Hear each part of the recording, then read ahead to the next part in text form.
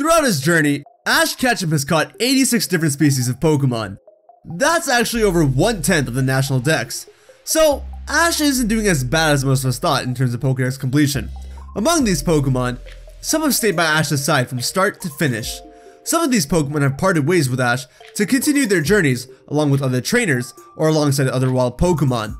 And some of these Pokemon have actually been a part of other journeys with other trainers before they went on an adventure with Ash. And a lot of Ash's Pokemon that have been a part of other journeys have actually become some of Ash's strongest Pokemon. So in today's video, we're going to be taking a look at all of Ash's Pokemon that were not originally his. We'll be going over these Pokemon and talking about their past, how they overcame their past, and briefly talking about how they are now while being under Ash's care. There are probably a bit more of these Pokemon than you may think, so comment down below predicting how many Pokemon you think Ash had caught that were owned by previous trainers. And at the end of the video, let's take a look at each of your results.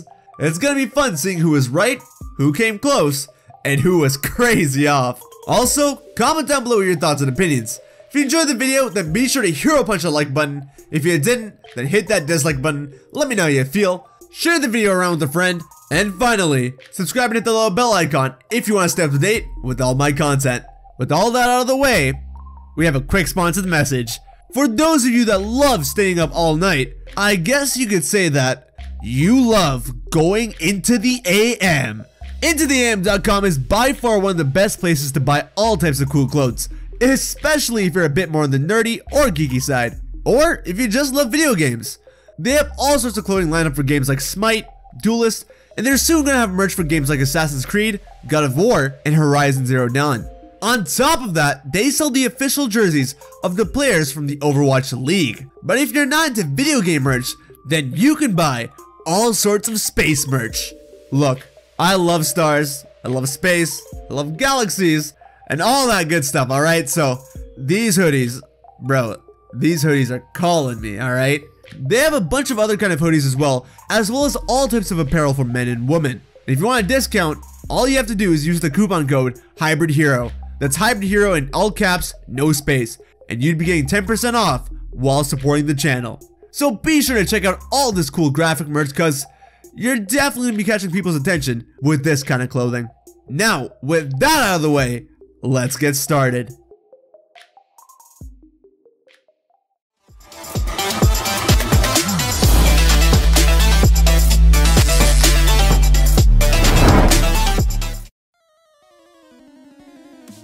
Charizard. Starting us off, we got none other than Ash's notorious Charizard.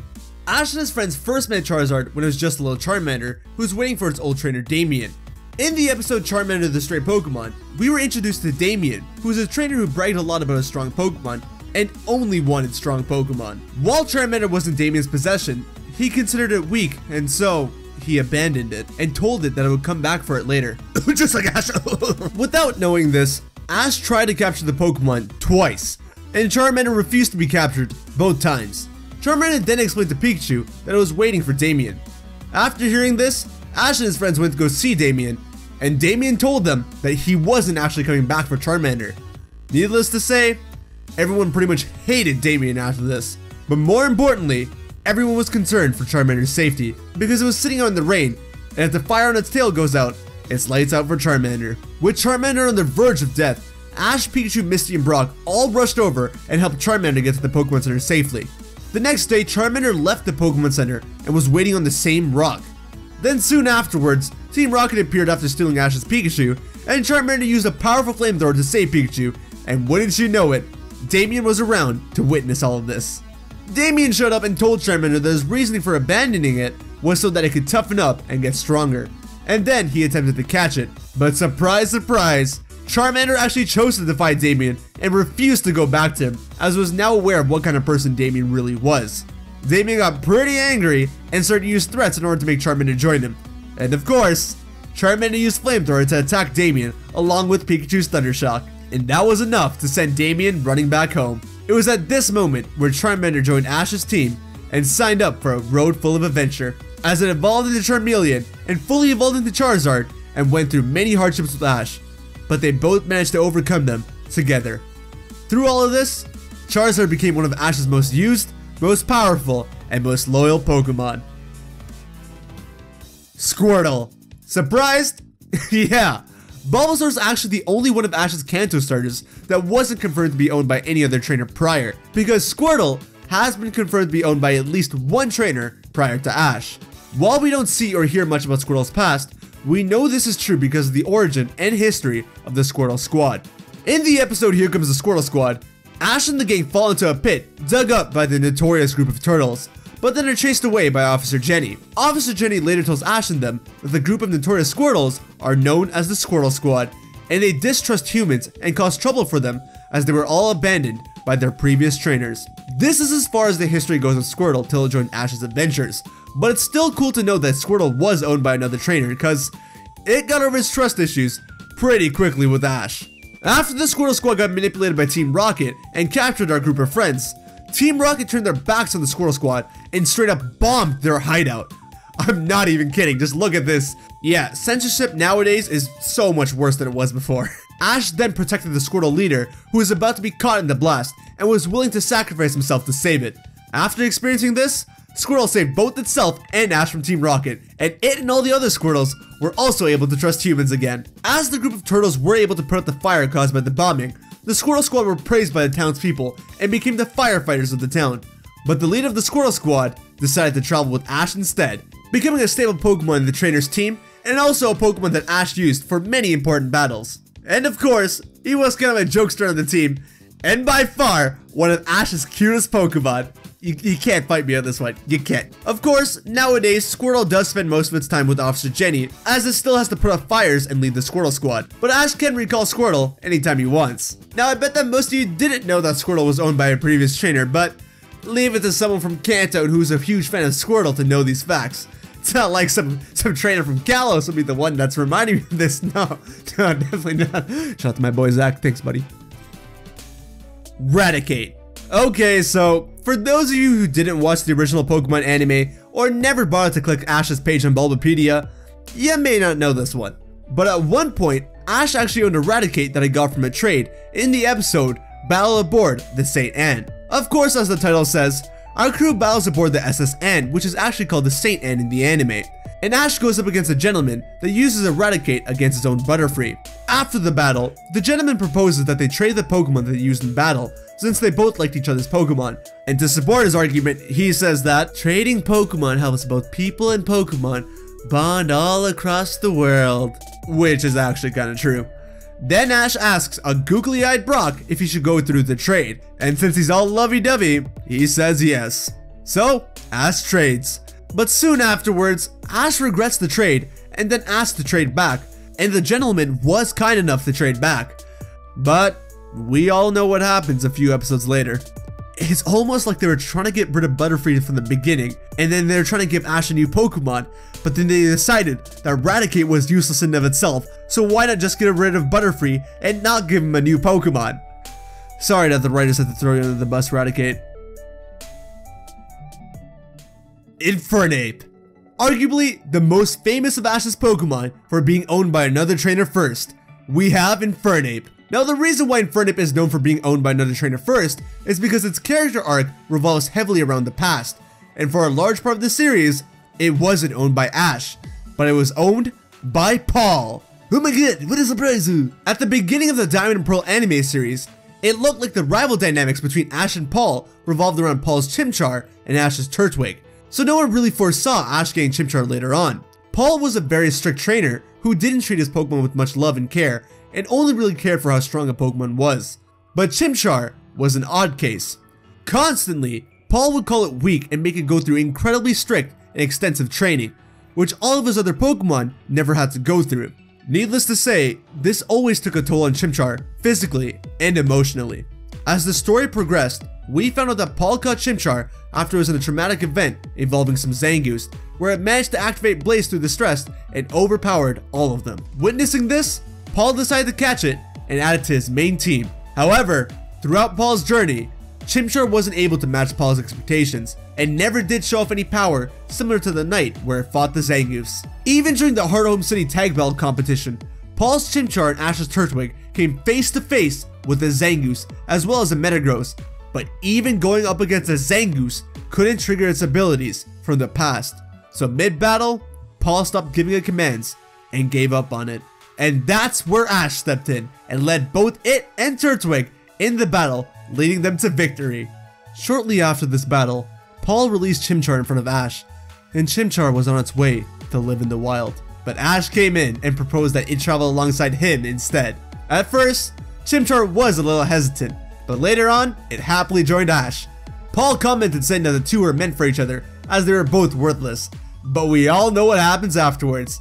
Ash and the gang treat Chimchar with such love and care to the point where it cries tears of joy because it's finally being treated with patience and kindness. Ash then helps Chimchar overcome its fear of Zangoose, helps it evolve into a Monferno, then an Infernape, helps it master Blaze, and it destroys Paul in the Sinnoh League, and without a doubt becomes one of Ash's best Pokemon. It becomes so strong to the point where even after losing to it, Paul compliments its strength and starts to learn from it and Ash and begins to treat his own Electivire with kindness. Yeah, Infernape won the emotional battle as well. Out of all the trainers who released their Pokemon that later became Ash's Pokemon, I think Paul is the one who is the most content that Ash took his former Pokemon in his care, and I'd say that Infernape is pretty happy with the decision as well. Weasel. Diamond and Pearl was a series where Ash had received not just one, but two Pokemon that were previously owned by people that he knew. And the second Pokemon was Dawn's Weasel. Weasel was initially a wild Pokemon that was said to be so strong that no trainer could defeat it. So of course, Ash, Dawn, and Zoe all went to go try and catch it. And Weasel actually became a little attached to Ash in the process. But since Dawn saved it from Team Rocket, Weasel gave the battle to Dawn, and she eventually ended up catching it. Weasel was always battle hungry to the point where, when it got to battle Lucian, it disobeyed all of Dawn's commands and just did its own thing. Lucian actually took command of Weasel to show Dawn that Weasel had its own way of fighting, and that it was important for Dawn to adapt to its own personal style. He also helped Dawn teach how to overcome defeat, which is something that Weasel struggled with. So as the series went on, Dawn and Weasel actually helped each other improve, and Dawn even helped Weasel learn things like combination attacks. The two were actually getting along quite well, but the issue was that Weasel didn't like contests as much as it liked battles, and Ash's Apom didn't like battles as much as it enjoyed the thrill of contests. Zoe noticed this and proposed the idea that the trainers trade with each other's Pokemon. They were both reluctant at first, but after having a test battle with the other trainers' Pokemon, they both concluded that the trade would be a great idea. And it was, because Weasel proved to be a powerful addition to Ash's team, and his time with Dawn proved useful as well, especially with those improvised moves that learned from her. I can't say the same for Dawn though, cause that Ambipom was really indecisive. Pignite and Snivy. Now, there's a reason why I'm putting these two together, and you'll see why in a little bit. But for now, let's take care of them individually. Can you see Ash's Fire-type starter trend yet? Pignite, who was initially a Tepig, was found by Ash and Iris in the 4th episode of the Black and White Saga, the Battle Club, and Tepig's Choice. Ash and Iris stumbled across a Tepig who was running around in Espiritu City's Battle Club in search of food, but it couldn't eat it because of a rope tied around its mouth. Ash helps to take off the rope so that it can eat the food, and later on, Don George, the owner of the Battle Club, tells them that Tepig was abandoned by its trainer for being considered to be too weak as it lost to a deerling. So in a sad attempt to follow its trainer, it got tied to a pole, but it managed to break free. Although unfortunately, it still had the rope around its mouth. But like I just said, Ash helped to remove the rope, so it was able to eat and use his Fire-type moves again. Then Team Rocket steals Pikachu, and Ash and Oshawott aren't able to save it. So who comes along to save the day? That's right, it's Tepig. And from there, Tepig decided to go with Ash, completely rejecting Iris cause Iris actually wanted to catch it at first, but Tepig chose Ash. Oh well, she's still stuck up for Tepig as we'll see later on. But moving on, we have Snivy. In the 7th episode of the Black and White series, Snivy plays hard to catch. Silent has already joined Ash and Iris on their adventures, and the group runs into a Snivy. Oh my god, really? This Snivy was very intelligent, very fast, and way too powerful for it to be just a wild Snivy. So Silent and Iris both thought that the Snivy may have actually been released into wild by a trainer who Snivy deemed unworthy. And since it was disobedient to the trainer had no choice but to give it up. Just like Squirtle, we don't know too much about Snivy's past, as this is all we pretty much know of her past. But she let Black and White Ash catch her, and she deemed him worthy, so hey, we can safely say that her trainer must have been really bad. Jokes aside, both Tepig's and Snivy's past come into play in a later episode, Evolution by Fire. In this episode, the gang runs into Seamus, the trainer of the Fire Warriors, and also the trainer who is in fact Tepig's old trainer. Seeing its old trainer, Tepig joyfully runs up to Seamus, expecting him to be happy to see it again. But Seamus doesn't even recognize the poor Pokemon. Everyone's confused by Tepig's actions, and when Ash recalls him, he's still trying to get Seamus' attention. It's only then that Iris remembers that Tepig was abandoned by its previous trainer, and everyone realizes that this was Seamus' old Tepig. Iris was furious and scolded Seamus of how wrong this was, but the guy didn't care and tossed Tepig right at Ash. Ash, Iris, and Seamus then argue about whether it was right or wrong, but the argument wasn't going anywhere. So they decide to handle it in a battle in which Snivy really wanted to take part in. Silent mentions that she was probably so eager to take part in this battle because she also had trouble dealing with the previous trainer. But I mean, if Snivy was really looking out for Tepig, I think she would have got Oshawott or something to go, because this matchup isn't looking too hot for Ash. But anyways, that same night before the battle in the morning, Tepig is down because it doesn't want to battle its former trainer, and Snivy literally has to slap it back into its senses. And to be honest, Snivy kinda has to slap Tepig into its senses multiple times throughout the battle. Although this time, not literally.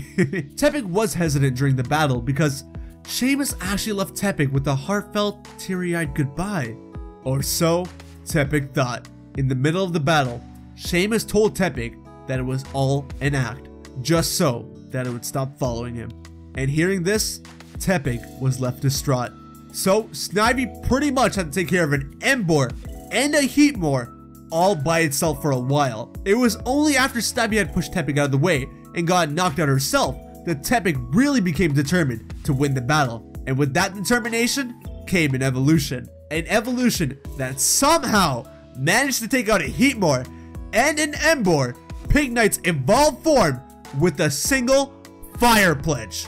Fire Pledge! Fire Pledge when Snivy survived a heat crash!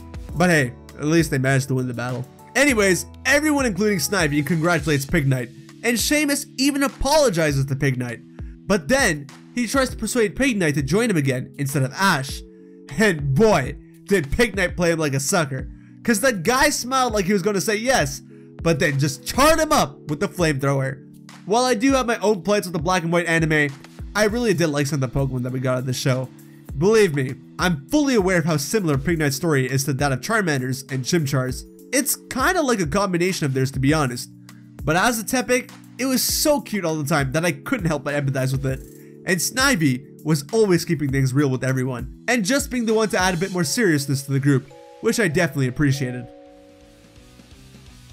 Greninja. At the start of the X and Y anime, Ash got a Froakie, who we would all later know to be his strongest Pokemon ever. But prior to Ash, Froakie was actually given to several other trainers. When Froakie first hatched from its egg, it lived alongside other Froakie in a pond. But rather than dance and play like the other Froakie, this Froakie was always off training by itself. Because of this, it was seen as a disturbance to the group and was attacked, leaving Nurse Joy to be the one to help it recover. Afterwards, Nurse Joy gave it to Professor Sycamore to be given away as a starter Pokemon.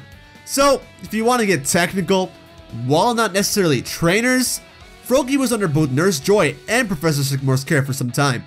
And boy, was it under Sycamore's care for a while, cause Froakie was very, very picky with its trainer and wanted to be with a strong trainer that it truly trusted. Because of this, Froakie had gone through several trainers, always leaving them or being given back to Sycamore for being disobedient. Man, imagine that. You go off on a journey and you find out that your starter Pokemon won't even listen to you. Probably ruined a bunch of dreams there, Froakie. But while Froakie was under Sycamore's care, and when Ash came to visit the Kalos region, Froakie saw how great of a trainer Ash really was, and began to trust him, as Ash, Froakie, and Pikachu even stopped Sycamore's Garchomp together. So when Ash began to leave Sycamore's lab, Froakie let Ash know that it wanted to travel with him. And of course, he accepted. Probably one of the best decisions that both of them ever made, because we all know that it was the powerhouse of Ash's Kalos team, and the strongest Pokemon that Ash has ever owned. After all, going from a Froakie, then Frogadier, then Greninja, and transcending that and going into a form that we've never seen before that's known as Ash Greninja, it's pretty clear on how much these two are pretty much meant for each other. Lycanrock. Okay, I know this one's kinda a stretch, but I still think it deserves to be mentioned. Plus, I guarantee you if I didn't mention it, the comment section would have. Ash currently has 5 Pokemon in his Sun and Moon party, and I'm not gonna spoil the 5th Pokemon for the dub watchers of the anime, but I will say this, as far as we currently know, of those 5 Pokemon, Lycanrock is the only one that comes from another trainer, sorta. When Ash arrived in the Alola region, he spent a good amount of time at Kukui's house, and if all the Pokemon in Kukui was taken care of, Rockruff was the main one, as it would always play and eat dinner with Ash's Pikachu.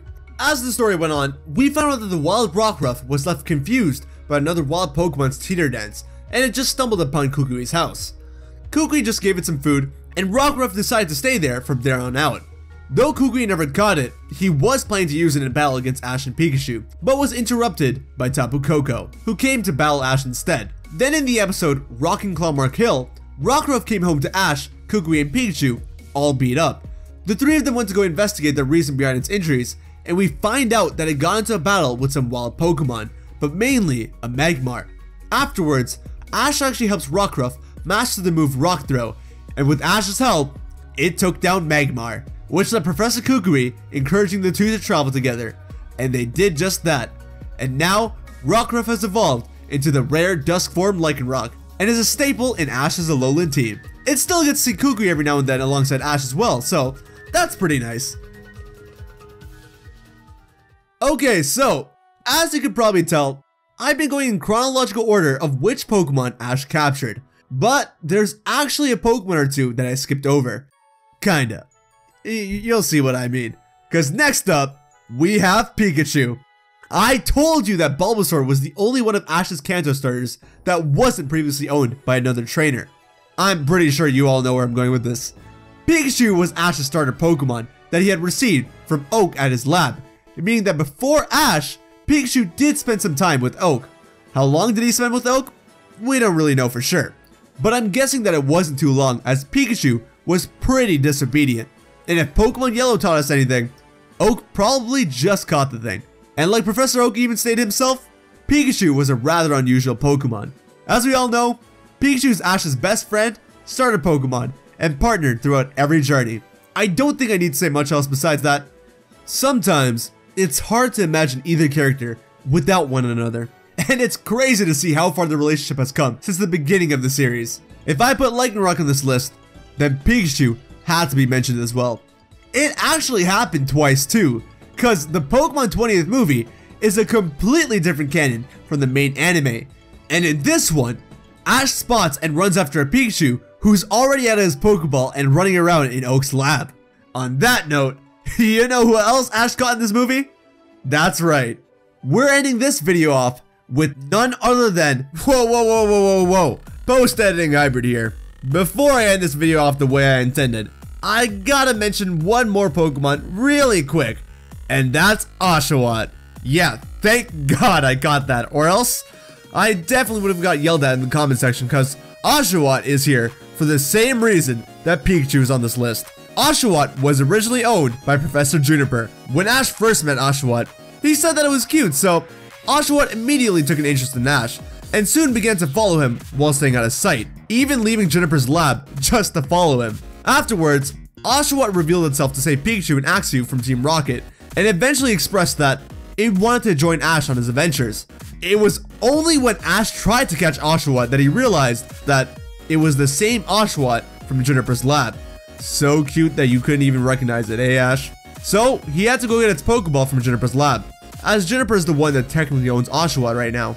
This proud, boastful little Pokemon was a funny addition to Ash's Univen team, and marked the start of Ash catching all the Univen starters, which, fun fact, were all technically owned by other trainers first. Crazy, right? Anyways, I gotta give the video back to Old Hybrid, and like he was saying, you know who else Ash caught in this movie? That's right. We're ending this video off with none other than Charizard. I thought it'd be pretty cool to start off and end off with the same Pokemon. But unlike Pikachu, Charizard's story in this canon is a bit different.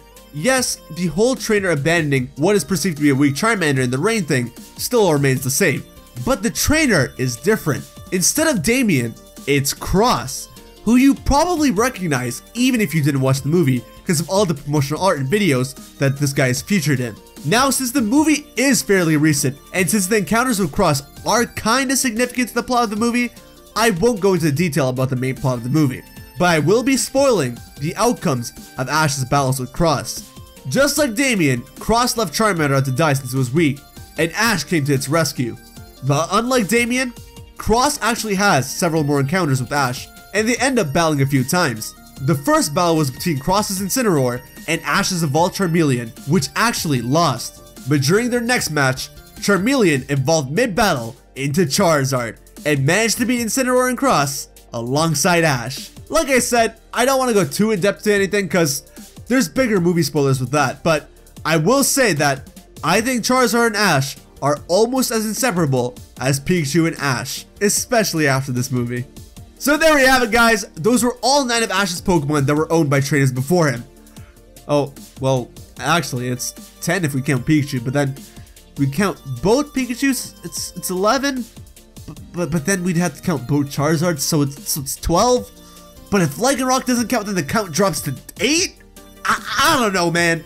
You're gonna have to tell me how many of these Pokemon actually count. If there's anything to take away or learn from this video, I think it'd be this. It's not about the past that you didn't share together, but it's about the future that you choose to create with one another. Thanks for watching, guys. I hope you enjoyed. Let me know if you want to see more anime videos in the future. Take care of yourselves, have a wonderful day, and I'll see you on the next video, alright? Later.